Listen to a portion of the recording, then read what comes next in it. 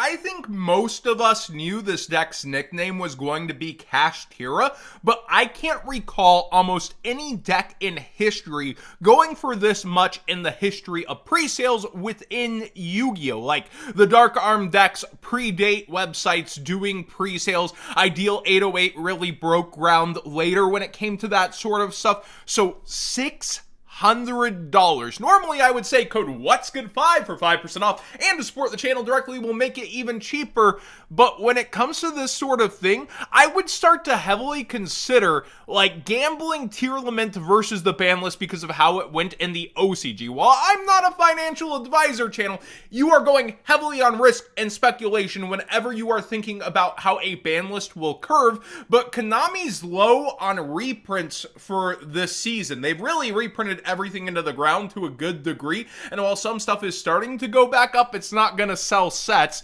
besides what is in the core sets. Now, you do have also Sprite and Power the Elements, so people theorize that they can hit tier lament pretty darn hard, but even if they do, it's still going to be one of the top decks, and as it's poised right now to come out, this is like the third best deck in the format, but people will pay a big amount not to play tier lament mirrors and to play something in the metagame that's not tier lament, flunder, and sprite. So people have been really practicing labbing. This is a very solid deck, but oh my gosh, I do not think it's worth $600 to go in at. But what is very scary is how good James is at pricing pre-sales. He got a ton of criticism for when he put up with Darkwing Blast, the Bestial stuff, right?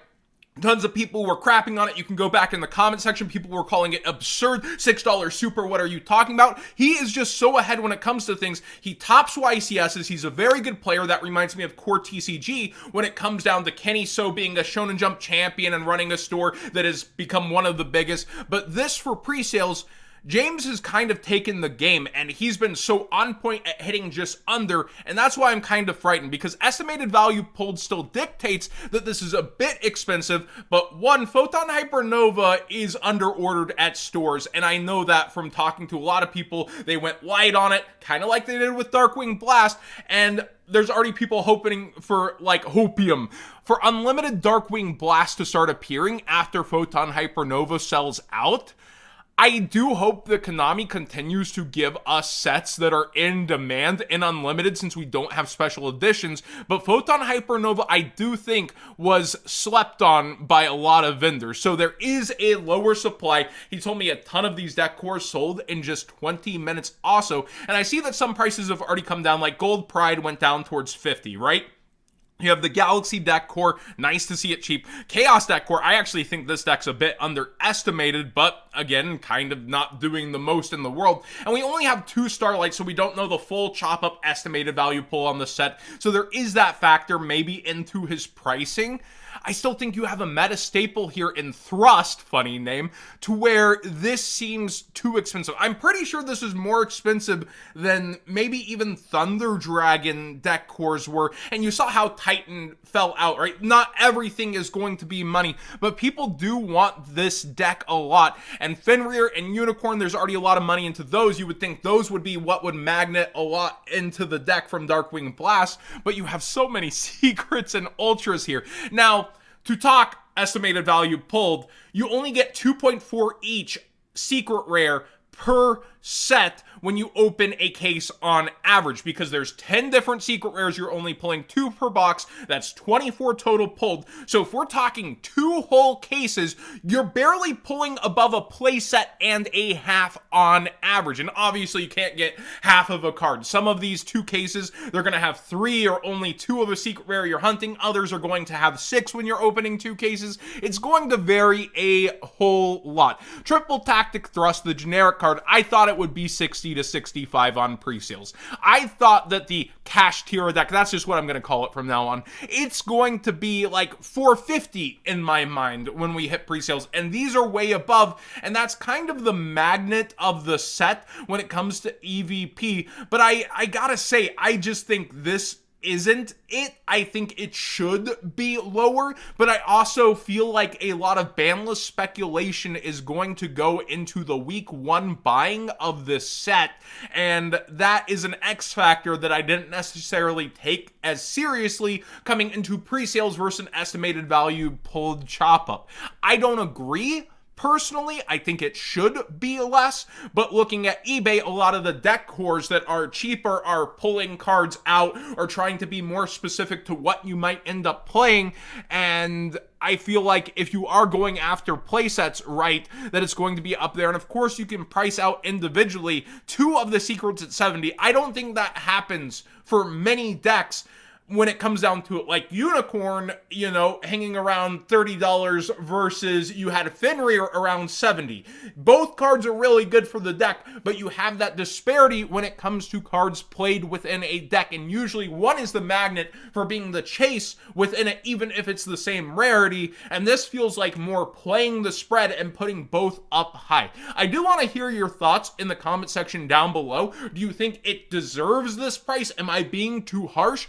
But I just personally don't see this getting this kind of value on release, even with it under ordered. Like with the Bestials, I did see that value and where it was at, and I still thought it would come lower like a lot of you all, and then it just skyrocketed. So James is a bit of a visionary at times, but I still think when you're using player brain and market brain together towards these kind of things, you can have been here 20 years and have misses when you're throwing the dart at the dartboard and trying to guess what will happen. And I do think this is kind of overpriced. Now, the rest of it, thanks to that, besides Thrust, does feel like it's maybe lower valued than it will be. We don't know the rest of the Starlights, right? You technically have a waifu and a dragon lore dot Starlight here. You also have Mirror Jade, highly anticipated. I saw a lot of people saying they'll pay whatever it takes. And for structure decks to get this kind of representation in a core set, I do think it's a great use of the Starlight, and the lore's continuing. People are excited, and continuing. It has ended, it seems, in the OCG with a happy ending for one of the first times.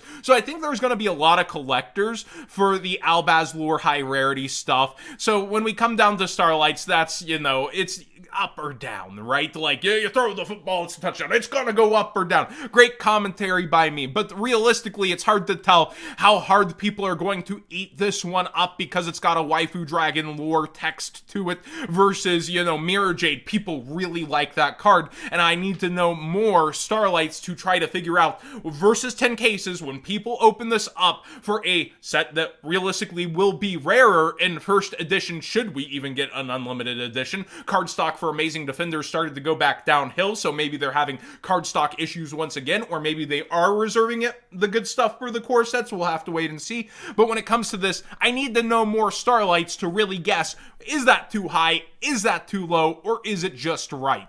And when it comes to the rest of the set, you do see kind of that estimated value pull chop up. A lot of the secret rares are down to $10 for the Galaxy Photon Dragon's pretty nice, especially for the namesake. That's what you want to typically see with pre-sales, right? And you also have the Gravekeeper stuff now directly in the set imported too. The ultra rares are kind of cheaper for some of these than I thought they might be on pre-sales, so it is good to see. Some are more expensive though. Labyrinth definitely anticipated, one of the better decks in the OCG, so taking up those higher rarity slots too. I like where Chaos is at a lot. Weird enough to say, but I know that's not what people are necessarily looking for throughout the pre-sales.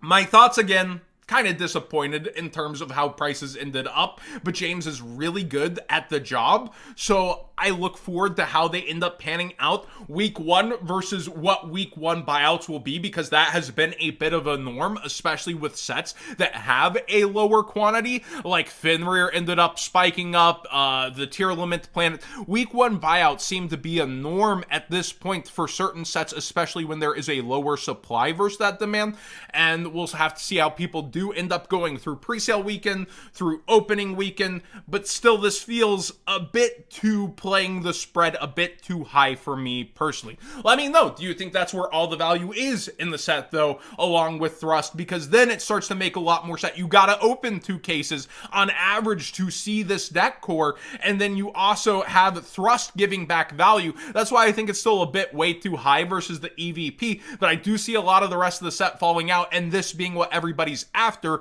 I think that, you know, certain secrets are going to end up falling out while others end up magneting the rest of the value for the deck. That's what typically happens, but with this being what people are chasing after, we'll have to wait and see. Thanks for watching today's video. Pre-sales, I already know they're a controversial topic. People go baby rage at them even when they end up being really good, and in this case, you have the really high premium price on a deck appearing here, and Tier 0 is the last competitor that I feature that I'm going to end up looking besides TCG Player, which is always pretty abysmal. But at this point, I kind of want to see what TCG Player ends up doing throughout pre-sale weekend and where things begin to go versus maybe panic buying, ban list speculation, and all that sort of stuff.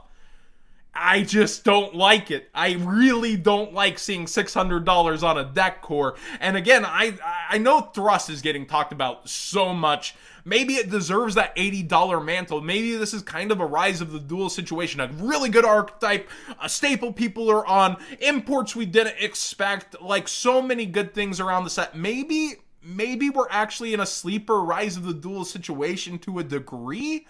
But yeah, 3 banger core sets in a row.